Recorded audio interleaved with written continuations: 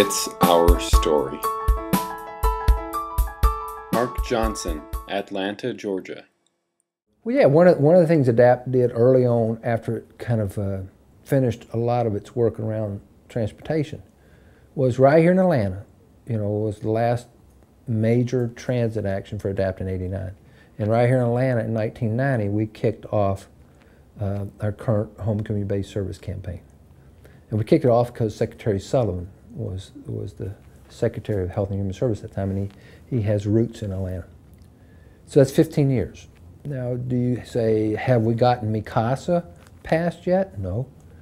But are there more people out there that have access to home community-based waivers? Yes.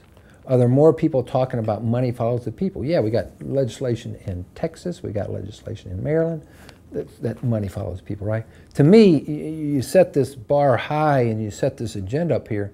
The reality around ADAPT's campaign around lifts on buses is when the law was signed, ADA was signed into law in 1990, more transit systems were already putting lifts on new buses than not. So there's this erosion that's going on now around the institutional bias. But it's going to take a critical mass. It's not going to take one leader like an ED. It's not going to take one group like ADAPT.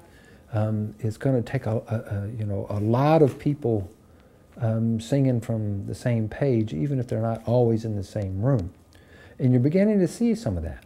I mean, you know, some of it's driven by the need to save money, meaning, you know, Medicaid is going through, will continue to go through some changes. And I'm going, well, good, I'm glad they want you to save money because now we can use that saved money to serve more.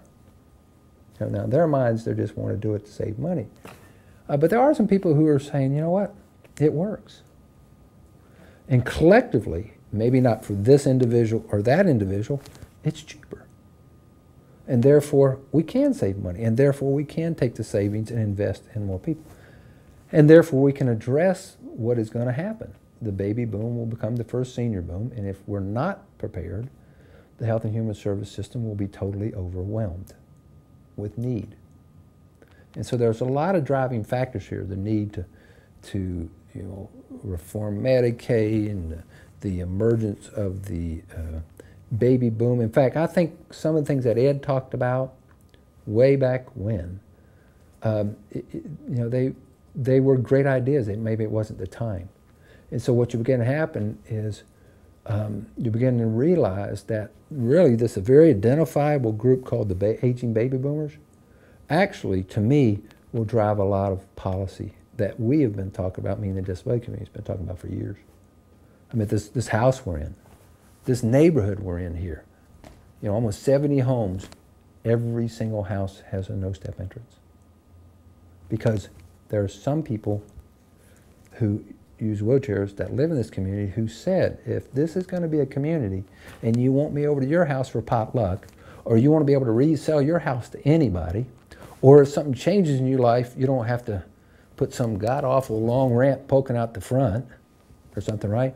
We can incorporate environmental design and universal design and visibility and all that stuff to create an environment, you know, where these aging baby boomers. I mean, Home Depot signed an agreement with the AARP already on home modifications.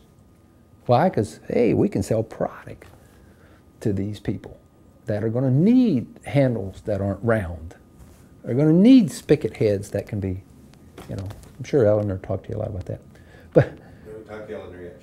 She's the AC on the case. Oh, then she'll hammer home that big picture. But my point is everything kind of has its time. And in the beginning, I was going, damn, this sounds so logical. Why aren't things changing fast? And God, it shouldn't take that much work for people to figure it out. And I think what we'll see, or at least what I want to believe, and my faith tells me to believe it, is, you know, over the next 5 or 10 years, there's going to be an acceleration of these kinds of conversations. And therefore, you know, people who want to be elected officers will be talking about it more. People who are in office, if they want to stay in office, will be talking about it more. Some of the very organizations that we thought were advocating for us will be talking about it more, because some of them have been the problem. And there'll be more people with disabilities who are comfortable with who they are. The It's Our Story project is a national effort to make disability history public and accessible. Visit us at www.itsourstory.org or on the It's Our Story project YouTube channel.